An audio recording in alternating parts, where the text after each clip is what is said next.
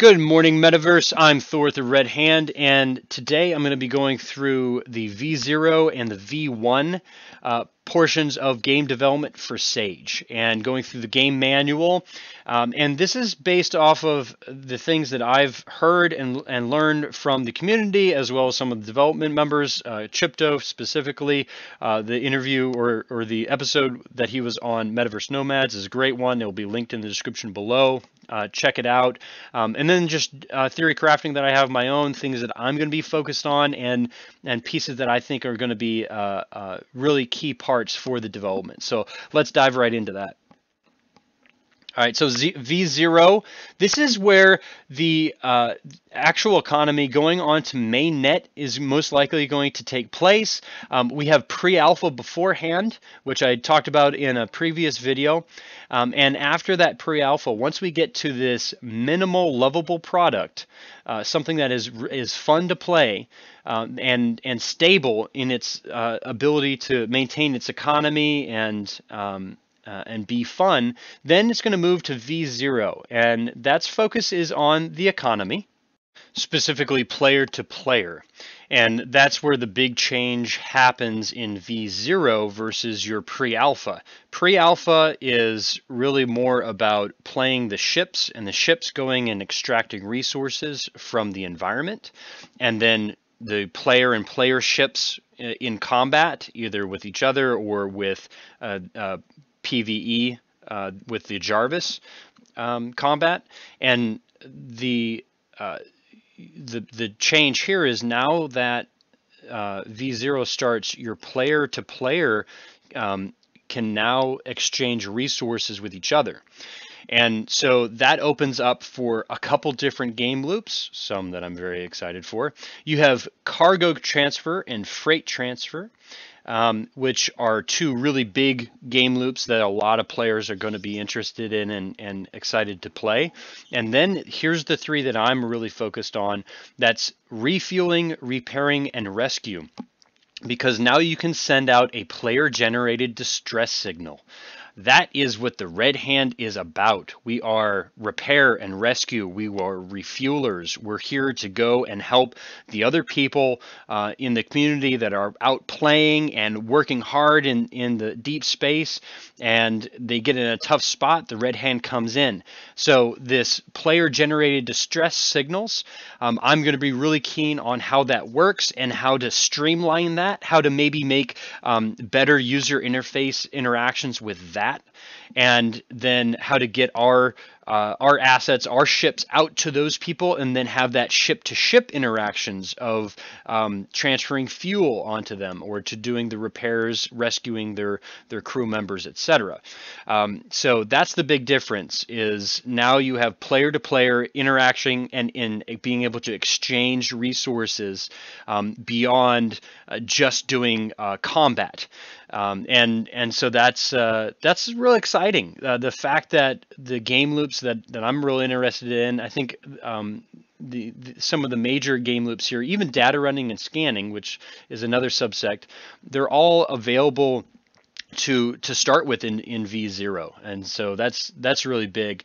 The showroom integration, I'm not sure how the Sage showroom is going to work out specifically, but being able to see your ships through the browser, I think that will be great if they integrate the showroom fleet visualizer that they already have. That was actually a really high quality project that they released, so you could see your 3D NFT representation there. I think that would be really cool.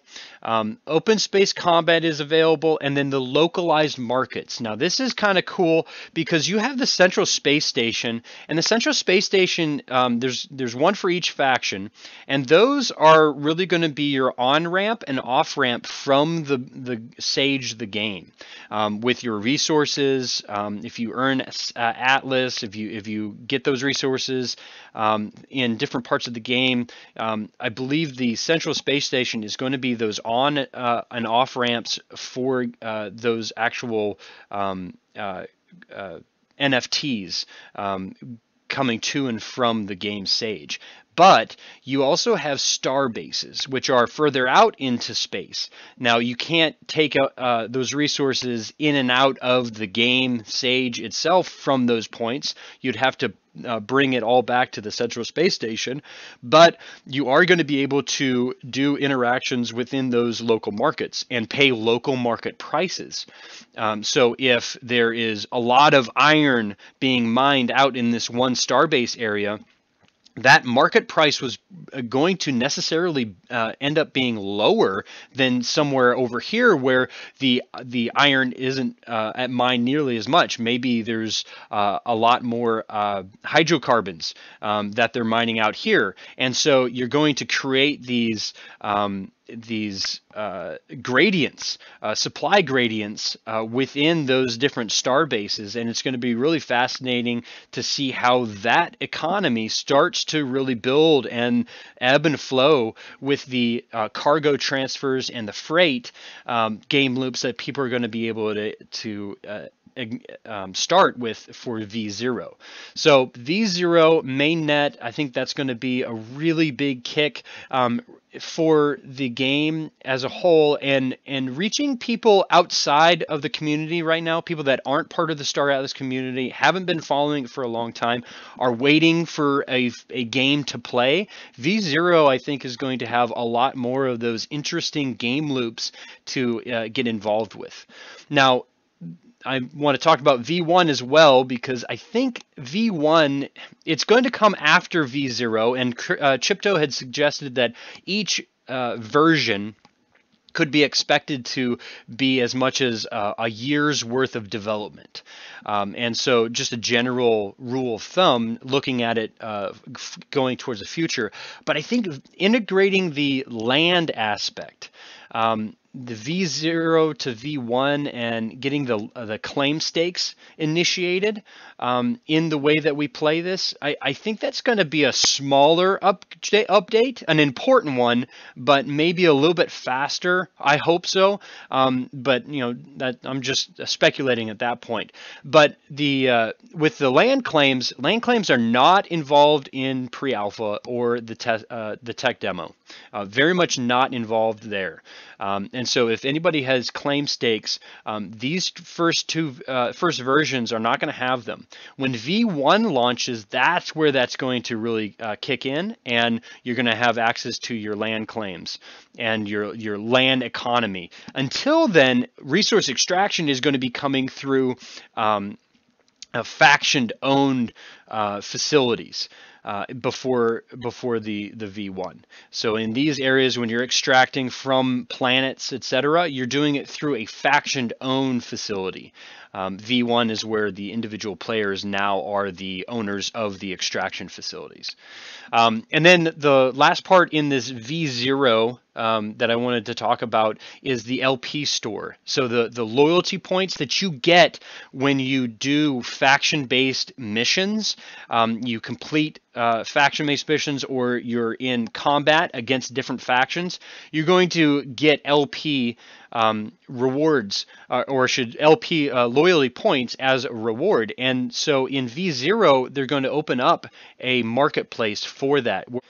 So once the LP store is open, the type of things that you'll be able to purchase, like seasonal ship skins, those are cosmetic-based rewards that you get for the LP points, which in several games have focused on only having cosmetic markets. And a cosmetic market has been shown to be very effective in gameplay, and I think will be so in the Sage gameplay as well. Limited skins that you can only get through earning LP, and that's the key part. Like you don't get LP because you can't buy it. You can only earn LP through playing the game. So people that really get in and play the game, if you are someone, or someone who is their pet peeve is they don't want to play a pay to win type game. They want to have that player engagement as the driving force of the game. This is one of those things that really drives the engagement and the playing of Sage. Is LP points can't be bought, they can only be earned through in-game activities, and then those limited skins you're only going to get access to if you've done the work, if you've put in the time and you've grinded it out in Sage. So I think that's a really good aspect of it. I'm really looking forward to V1, V0 to V1, and the repair, rescue, refuel being at the forefront of this phase of development. Very excited for.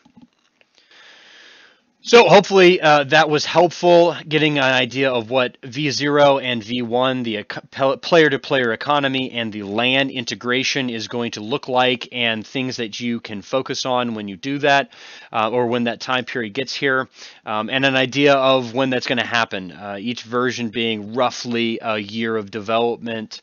After February, I believe I mentioned in the previous video, February is a target date for, I believe, the pre-alpha, when the community gets access to the Sage on testnet, and then how fast that happens is really going to be based off of how well we as a community can test the game and the developers make those iterations and changes, and the tweaks that they can make with the economy to make a very sustainable and fun environment. And so don't worry about liking or subscribing, but if you know somebody that is interested in Star Atlas or would find this helpful, then please share the video with them. And also, drop us a line in Discord. V0 is coming up fast, and if you want to be involved with the Red Hand and be involved with the rescue, repair, refuel gameplay, that is what we're all about. Please reach out to me in our Discord. Let's start talking and strategizing ways to work with this. And this is sort of a call out to people from other guilds. I'm making a point to reach out at least to one guild every week coming in these next couple months in 2023 to start developing those relationships with the people that are interested in working with the Red Hand and want someone that specializes in the repair and rescue field to partner with them, to develop a contract with them and work side to side. And so either other guilds that want to work with us or people that want to be a part of the Red Hand, love to hear from you guys. So if you can do that, then today was a good day. Good morning, Metaverse.